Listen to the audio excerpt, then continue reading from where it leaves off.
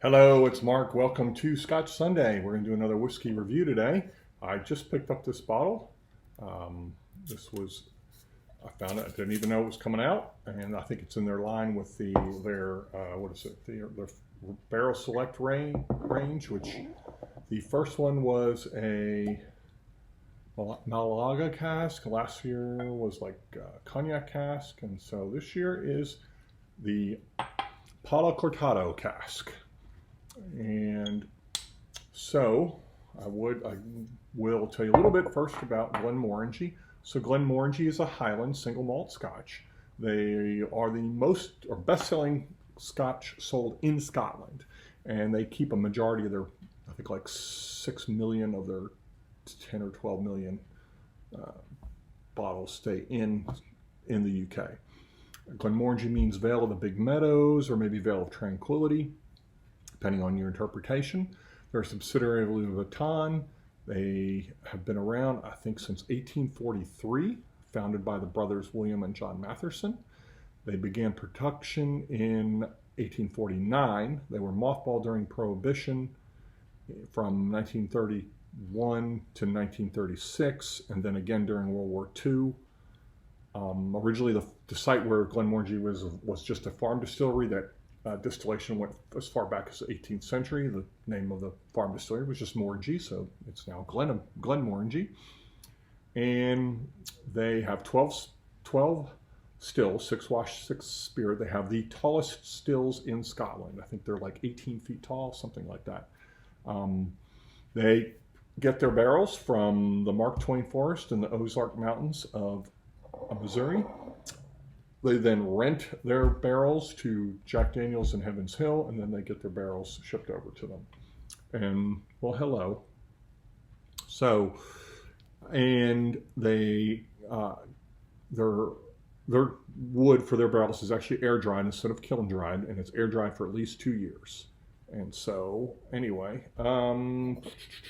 this is the Palo Cortado finish, and we'll go ahead, and it is 8 years in ex-bourbon and then 4 years in Palo Cortado. A little bit about Palo Cortado. It is considered, quote, a freak of nature. I'll put a little thing up there kind of showing you where it falls in the family of sherry. It starts its life as a Fino, and then with Finos and Manzanilla casks, that a floor develops to keep it from oxidizing. But for some reason, this Fino messes up and doesn't develop a floor, so it falls to the bottom, so it's exposed to the air, so then it oxidizes, which makes it taste more similar to typically the nuttiness of like an Oloroso, on the Oloroso side of the sherry tree. So what else can I tell you? But anyway, yeah, I paid like just under 80 bucks, well, with tax over 80 bucks for this bottle. It is limited edition, and it won't be around for very much. It's 46% ABV.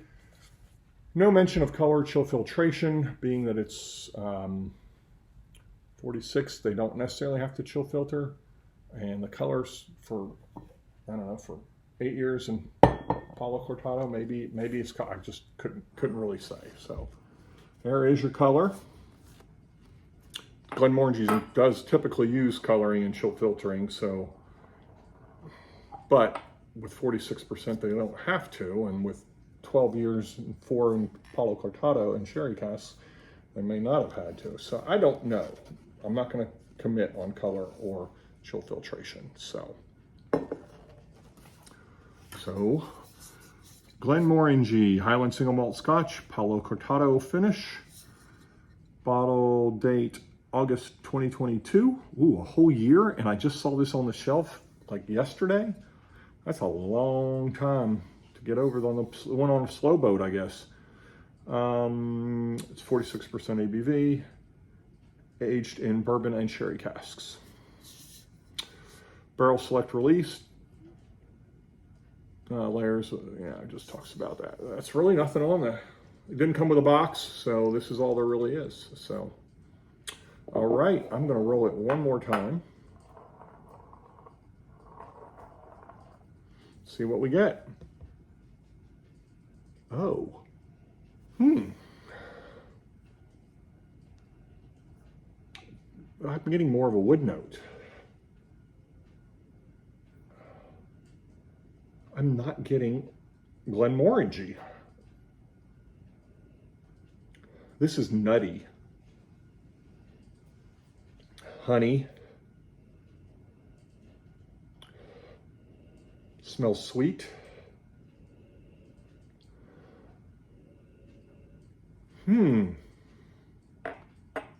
Interesting.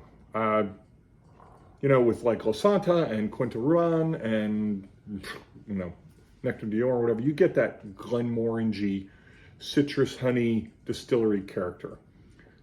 I don't get that citrus on this. And the last Glenmorangie I didn't get, I think it was the last one, but there one not too long ago I did. I also didn't get a citrus note on it, which was surprising to me.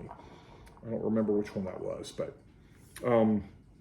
so yeah, maybe this is like the second one I've had where I don't get that citrus note. Yeah, lots of nuts and honey.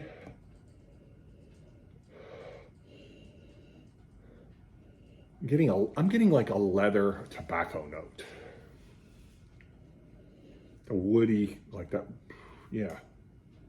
I don't ever get that with, I don't think, I can't remember. I've done quite a few Glenmorangies. Dark fruit, maybe like dates or plums.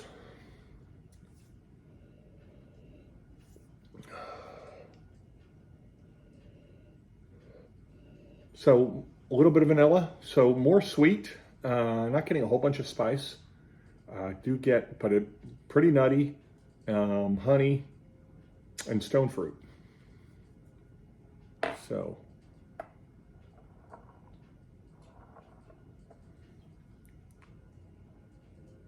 And wood, I'm getting that, you know, that oaky and the, kind of that tobacco, maybe leather note. I'd go more tobacco than leather. I think I said leather. Let's call it tobacco. All right, on to the palate.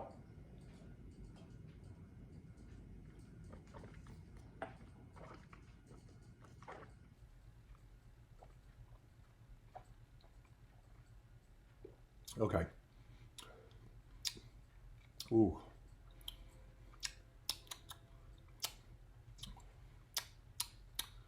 Very good. Tastes hotter than, okay, initially it doesn't taste very hot, and then it gets a little hotter. So at first I was thinking, it doesn't even taste 46, but then it's like, it tastes probably even hotter than 46 as it goes. Very, very nutty. Like Brazil nuts, hazelnuts, like those big old, you know, big old nuts, big ones. Cashews, maybe, I don't know about cashews, but yeah. Hazelnuts, Brazil nuts.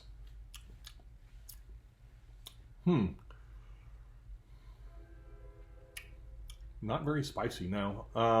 Get some of that, you know, that stone fruit there, some dark fruit, some, I'd say,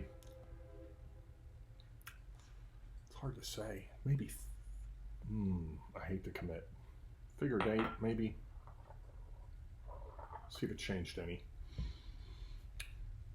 Finish is kind of short, so I'm like trying to figure out what else I tasted. Has not really changed any.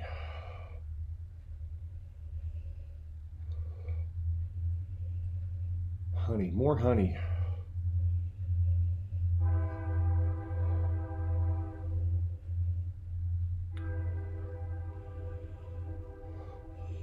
Nuts.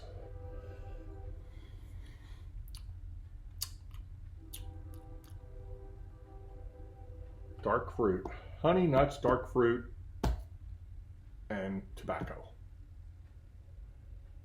A little bit of that charred oak. That's what I get. All right, see you. Let's one more taste.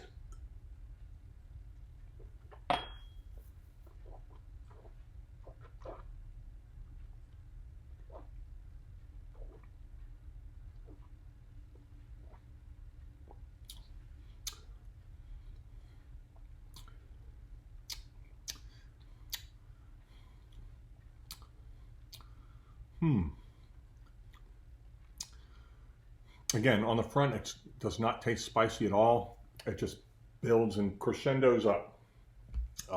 It gets spicier. Cinnamon. Yeah, cinnamon. Does it say cinnamon? Am I supposed to get cinnamon?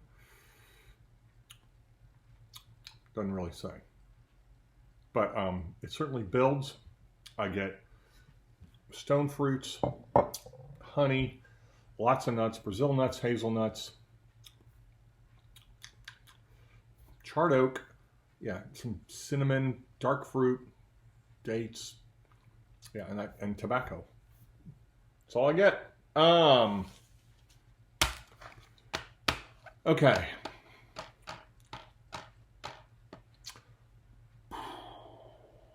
This is good. Not great, but good. And I still think the Malaga cask was the best in this series so far. That was fantastic. Malaga. Hey, I guess it would be Malaga. However you say that. That one was the best of the series so far still. But I do like this. I will probably drink this, but it again, limited run, $80. Get it while you can. Thanks for stopping by. We'll see you next time. We're going to go with a 7 out of 10 on my Likert scale. Use a 10-point Likert scale because the shorter your scale, the more reliable it becomes. So a 100-point Likert scale is not very reliable. So, but anyway, 5 didn't give me enough nuances, so we'll go with a 7. I keep it on my shelf. I would drink it. I will drink it. It's enjoyable. Good, but not great. So, see you next time.